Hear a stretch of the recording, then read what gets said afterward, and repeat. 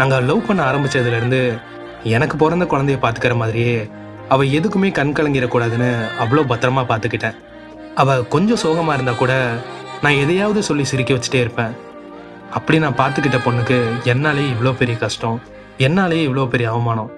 நான் திட்டாமல் கூட பார்த்துக்கிட்ட புள்ள சூசைட் ட்ரை பண்ணுற அளவுக்கு போயிருச்சுன்னு தெரிஞ்சதும் என்னால் தாங்கிக்க முடியாத அளவுக்கு கஷ்டமாக இருந்துச்சு. அந்த குற்ற உணர்ச்சியிலேயே என்னால் காலேஜ்குள்ளே உட்காரவே முடியலை. ஆனால் என்னால் அவளை கன்வின்ஸ் பண்ணாமலும் இருக்க முடியல. எனக்கு தெரியும் நான் எவ்வளோ கஷ்டப்பட்டனோ அதை விட அதிகமாகவே அவளும் கஷ்டப்பட்டிருக்கா. என்ன நடந்தாலும் யாருக்காகவும் எதுக்காகவும் உன்னை விட்டுற மாட்டேன்னு சொன்ன பிரார்த்தனா இப்போ வேண்டான்னு சொல்கிற அளவுக்கு வந்துட்டான்னா என்னால் அவள் எவ்வளோ கஷ்டப்பட்டிருப்பான்னு புரிஞ்சுக்க முடிஞ்சது. என்ன ஆனாலும் நான் தான் அவளை பார்த்துக்கணும். அவள் தான் என் வாழ்க்கைன்னு நான் பண்ணி கொடுத்த ப்ராமிஸ் அது.